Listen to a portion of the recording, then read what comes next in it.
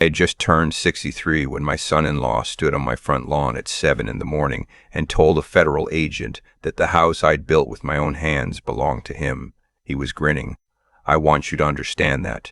Not nervous, not uncertain, grinning, like a man who had already cashed the check.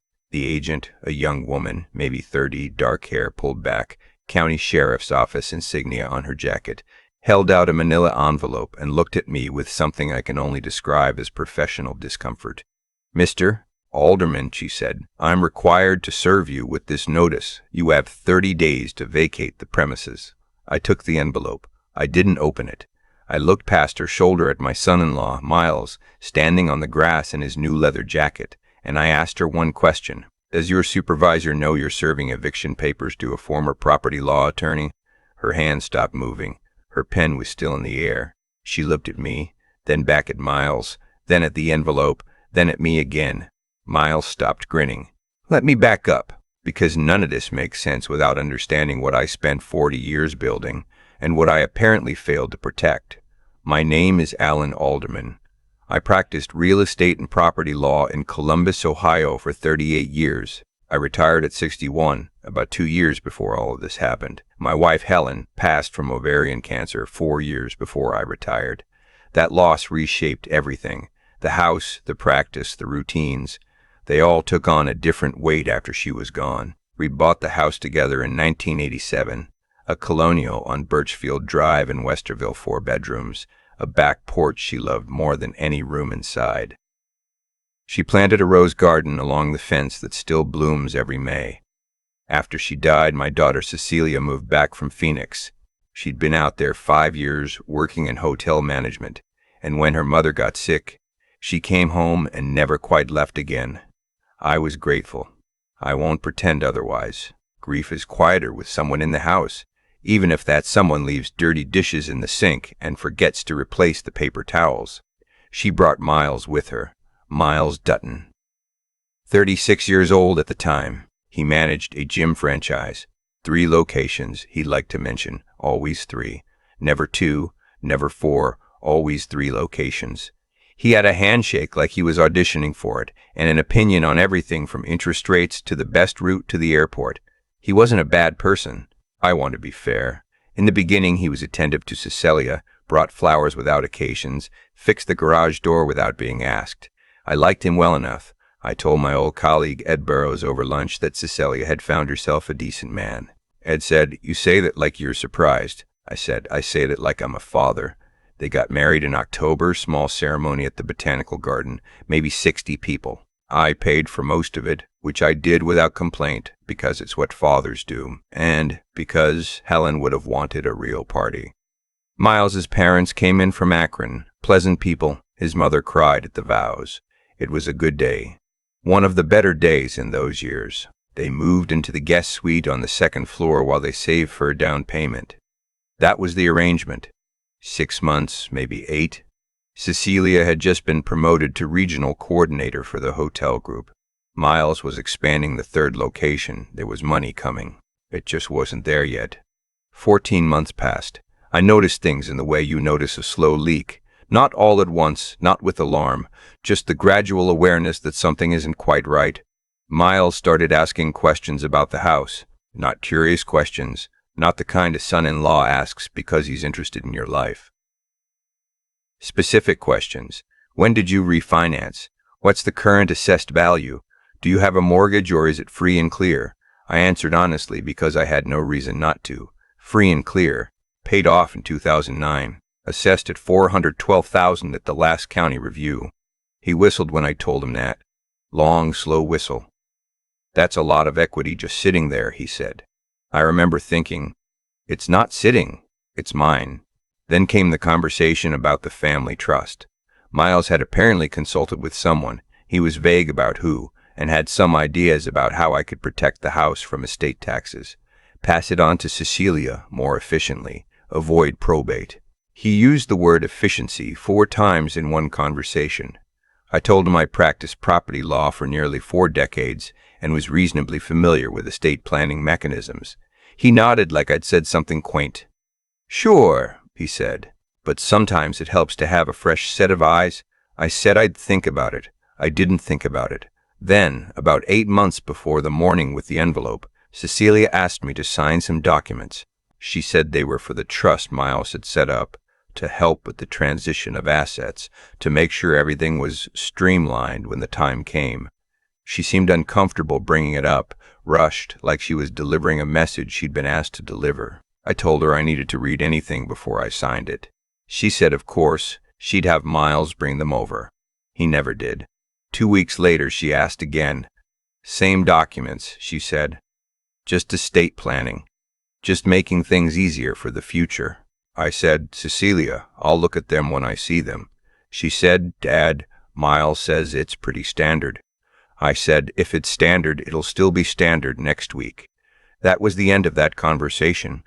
But it wasn't the end of anything else. What I didn't know, what I didn't find out until my attorney showed me the county recorder's database 6 months later, was that Miles had found someone else to sign. Not me, not with my knowledge, not with my presence. A notary named Douglas something. I won't say his last name here because his case is still pending, had affixed his stamp to a durable power of attorney document that transferred full legal authority over my real property to Cecilia. The signature on the document was supposed to be mine. It was not my signature. I have signed my name roughly 10,000 times in my professional life. I know what my signature looks like. This was not it. With that POA in hand, Miles and Cecilia had gone to an escrow company, one that apparently didn't ask enough questions, and initiated a property transfer. The house on Birchfield Drive, Helen's house, my house, transferred into an LLC Miles had formed 3 months earlier under a Delaware registration, conveniently opaque. The transfer was recorded. It was in the county database. It had been there for 6 weeks before I knew anything about it. I found out because I called the county assessor's office to ask about an update to my property tax statement. The woman on the phone said, Mr. Alderman, according to our records, you don't own that property anymore. I sat down. I was standing in my kitchen and I sat down on the floor because there was no chair close enough, and my legs just stopped working for a moment. I'm sorry, I said. Can you say that again? She said it again. She said it again. I did not call Cecilia. I did not confront Miles. I had practiced law long enough to know that the moment you show your hand is the moment you lose control of the room. I called Ed Burrows instead. Ed had retired from the firm 2 years after I did, but still had his license and, more importantly, still had his instincts. I met him at his office in Dublin the next morning with everything I had: my original deed, my mortgage payoff confirmation from 2009, my tax statements, my complete file on the property going back to purchase. Ed looked at the county record for about 90 seconds and said, Alan, someone committed felony fraud against you. I know, I said. The POA is forged. I know. This notary falsified a public document. I know that too. He looked at me over his reading glasses. Why are you so calm? I said, because I've spent 38 years cleaning up messes that started with people making decisions while they were angry. I'm not going to be one of those people. We spent the next 2 weeks building the case. Ed brought in a forensic document examiner, a woman named Dr. Patricia Ossie from Cleveland, who had testified in over 200 fraud cases. She examined the POA. She examined 6 authentic samples of my signature from legal documents I'd signed between 2018 and 2023. Her conclusion was unambiguous. The signature on the POA was not mine, had not been made by the same hand, showed inconsistencies in pen pressure, letter formation, and baseline angle that were inconsistent with my known writing pattern. We filed a complaint with the Columbus Division of the FBI's Financial Crimes Unit. We filed a complaint with the Ohio Notary Commission. We filed a civil suit in Franklin County Common Pleas Court to void the fraudulent transfer and restore title, and we referred the matter to the Franklin County Prosecutor's Office for criminal investigation. Then we waited. I did not tell Cecilia any of this. I did not tell Miles. I went home every evening to the house on Birchfield Drive. My house, whatever any forged documents said, and I watered Helen's roses and made dinner and watched the news. Miles would sometimes stop by and I was civil to him. Friendly, even. I am not proud of this, but I had a strategy, and the strategy required patience. Then one morning the sheriff's deputy knocked on my door. She was doing her job. I want to be clear about that. Deputy Reyes, her name was on the paperwork, had received an eviction notice filed by the LLC, citing my unlawful occupancy of a property I no longer owned according to county records. She had no reason to question it. It was a valid court filing. She was serving it. Miles had apparently decided not to wait for the courts. He'd filed the eviction himself, confident, I suppose, that I was just a retired old man who wouldn't know what to do. He was standing on my lawn with his arms crossed, and when I opened the door, he said, "Sorry it had to come to this, Alan, but you understand." I looked at him for a moment. Then I turned to Deputy Reyes and asked about the property law attorney. She lowered her pen. "You're an attorney?" "Retired," I said. 38 years in property law. I'm also the plaintiff in an active civil fraud case in Franklin County regarding this exact property, and the subject of an ongoing FBI financial crimes investigation in which the defendant is the entity listed on that eviction notice. I paused. "Would you like the case numbers?" She looked at Miles. Miles's jaw moved without producing words. I went inside, came back with a single sheet of paper, a summary Ed and I had prepared precisely for this kind of moment, and handed it to her. She read it. She read it twice. She said, "Mr. Alderman, I need to make a call." She stepped off the porch. She called someone. The call lasted about 6 minutes. When she came back, she said, "I'm going to recommend this matter be stayed, pending the civil action outcome. You'll receive written confirmation." She looked at Miles. "Sir, you may want to contact your attorney," Miles said.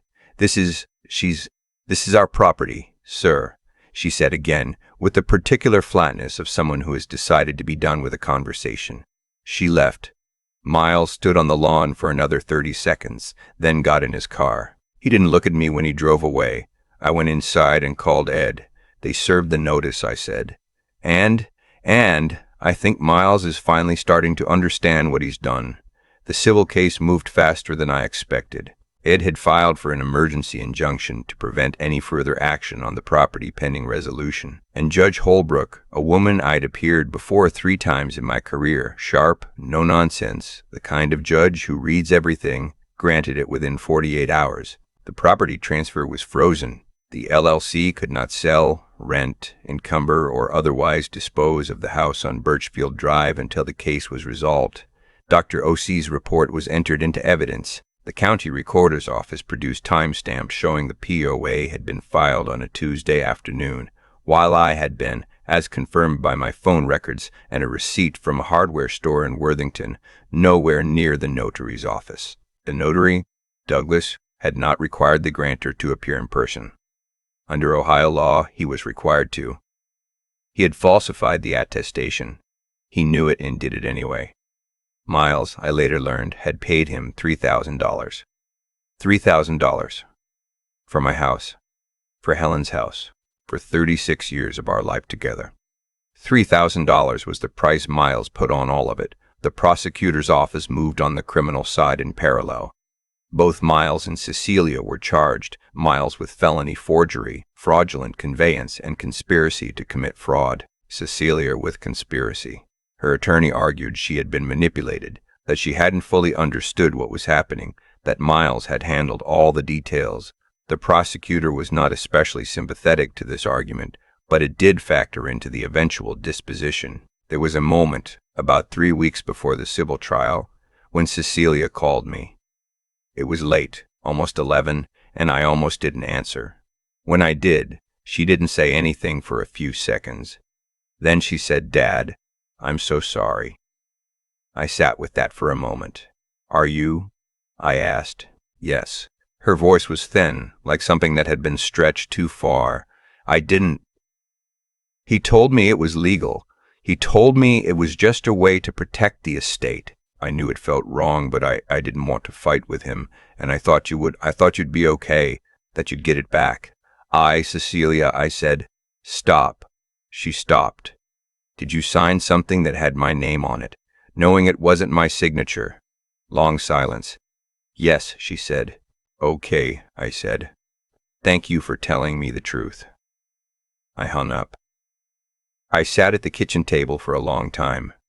Outside, the security light caught the edge of the rose bushes along the fence, and I thought about Helen, about what she would have said about all of this. She had a gift for cutting to the thing that mattered. She would have said something simple and right, and I would have felt better. I didn't have that anymore. So I just sat there until the feeling passed enough to go to bed. The civil case resolved in my favor 5 months after the eviction notice. Judge Holbrook voided the property transfer in its entirety, declared the POA fraudulent, and restored full title to me. She also awarded sanctions against the LLC and referred the notary's conduct to the state disciplinary board. Her written opinion used the phrase, egregious disregard for the integrity of the public records system, which is about as strongly as a judge in a civil case will ever say what she's actually thinking. Miles pleaded guilty to felony forgery and fraudulent conveyance. He received 2 years in the Ohio correctional system with the possibility of parole after 18 months. The plea agreement also required full cooperation in the investigation of the notary, who was separately charged and whose case, as I mentioned, is still working through the system. The gym franchise locations, all 3 of them, were sold during the proceedings to cover legal fees and restitution. Cecilia received a suspended sentence, 3 years of probation, and 400 hours of community service. She was required to complete a financial crimes diversion program. She lost her regional coordinator position. The hotel group conducted their own background check once the charges were filed. She is currently living in an apartment in Grandview, working at a property management company, which has a particular irony I have chosen not to comment on to her directly. We speak occasionally. Short conversations. There is too much between us for it to be easy, and I am not a man who pretends otherwise. She is still my daughter. That is a fact that doesn't change no matter what she did. But trust is a different thing from love, and I don't know yet what it will take to rebuild the first one, or whether that's even possible. The notary, Douglas, surrendered his commission voluntarily before his criminal case went to trial. He had been in practice for 11 years. He lost it in the afternoon. A lot of people, when I've told this story, focus on Miles, on the audacity of it, the stupidity of it, the sheer arrogance of a man who looked at a retired property attorney's house and thought the retired property attorney wouldn't notice. And I understand that reaction. It is objectively an astonishing level of miscalculation. But what I think about most isn't Miles. It's the moment in my kitchen, on the floor, when the woman from the assessor's office told me I didn't own my house anymore. That moment, because in that moment every instinct I had said, panic, call Cecilia, confront Miles, drive to the county recorder's office and start yelling at people. Do something immediate and loud and emotional. And I didn't. Not because I'm unusually disciplined or particularly wise, but because I had spent a career watching people make things worse by moving too fast when they were hurt. I had seen clients blow settlements, contaminate evidence, give opposing counsel exactly what they needed, all because they couldn't sit still with their anger long enough to think. I sat still. I called Ed. I built the case. Here is what I want to say to anyone who is reading this and has been through something like it, or is going through it right now. Your instinct when you are betrayed by someone close to you is to react, to confront, to demand, to expose. I understand that instinct completely. But that instinct, as satisfying as it might feel for about 45 seconds, is the thing that will cost you the most. The law is slow. The law is frustrating. The law requires documentation and patience and the willingness to let someone else wrong you for a little while longer before you can show exactly how they did it. That is deeply uncomfortable. It was deeply uncomfortable for me, and I had spent my professional life inside that system. But the law is also real. And it has teeth. Deputy Reyes did her job. Judge Holbrook did hers. The prosecutor's office did theirs. And Dr. Ossie, who flew up from Cleveland twice and testified with the kind of precision that makes you grateful expert witnesses exist, did hers. I am still on Birchfield Drive. Helen's roses came back this May, same as they do every year, along the back fence where she planted them in 1991. I had the back porch repainted last fall. Same color she chose, a particular shade of green that the paint store calls sage, but that Helen always called the color of the good part of the year. The house is mine. It always was. It just took a minute for everyone else to catch up to that fact. And Miles? Well, he had 3 gym locations, present tense, he liked to say, past tense now. I've thought about what Miles actually believed when he stood on that lawn. I think he genuinely thought he had won. And I think that's the part that stayed with me the longest. Not the fraud, not the forgery, not even Cecilia's silence while it was happening. It was the confidence, the absolute certainty that a man my age, retired, living quietly on Birchfield Drive, would simply not know what to do. That assumption was the whole plan. And it was also the entire reason the plan failed. There's something I've come to understand about the way people treat consequences. Most of us, when we're young and moving fast and sure of ourselves, don't really think consequences are coming for us specifically. They're for other people, people who get caught, people who weren't careful enough. Miles was careful. He found a notary willing to look the other way. He set up the LLC in Delaware. He filed the paperwork correctly. He did the thing methodically, and he thought methodology was the same as safety. It isn't. Methodology just means you leave a cleaner trail for someone else to follow. What I did in those weeks after the assessor's call wasn't heroic. I want to be honest about that. I wasn't brave. I was scared and furious, and I sat on my kitchen floor longer than I'd like to admit. What I did was simply refuse to let that fear make my decisions for me. I called Ed instead of Miles. I built a file instead of making accusations. I let the evidence speak instead of speaking over it. That discipline, and I'll call it discipline because that's what it was, not wisdom, not some special quality I was born with, came entirely from watching other people fail to have it. 38 years of watching good people destroy winnable cases because they couldn't sit still with being wronged, because the need to be seen as wronged immediately, loudly by the person who wronged them was stronger than the need to actually fix it. The thing about integrity is that it works on a delay. You don't see the return on it right away. When I was being civil to Miles at the dinner table, knowing what I knew, I didn't feel like a man of integrity. I felt like a man eating pasta across from someone who had stolen his house. But that restraint, that controlled patience, was the thing that preserved every option I had. The moment I confronted him, he would have lawyered up, moved assets, complicated the case. The moment I showed him my hand, I lost the advantage that comes from knowing more than the other person knows you know. Cecilia is harder to think about. She knew. She said yes to something she understood was wrong, and she told herself the story people tell themselves in those situations. That it would be fine, that her father would be okay, that Miles knew what he was doing. That's not manipulation. That's a choice. And she is living with the weight of that choice now in her apartment in Grandview, rebuilding something from what's left. I hope she does. I mean that without reservation, not because I've forgiven everything or forgotten anything, but because a wasted life on top of a bad decision doesn't make the decision less bad. It just adds more damage to the pile. What Miles lost, the business, the freedom, the future he thought he was buying himself, was the direct and arithmetic result of what he chose to do. No mystery to it. He built something on a false foundation, and the foundation gave way. That's not a moral of a story. That's just how weight works. The roses are blooming again on the back fence, same as every May. I'm still here.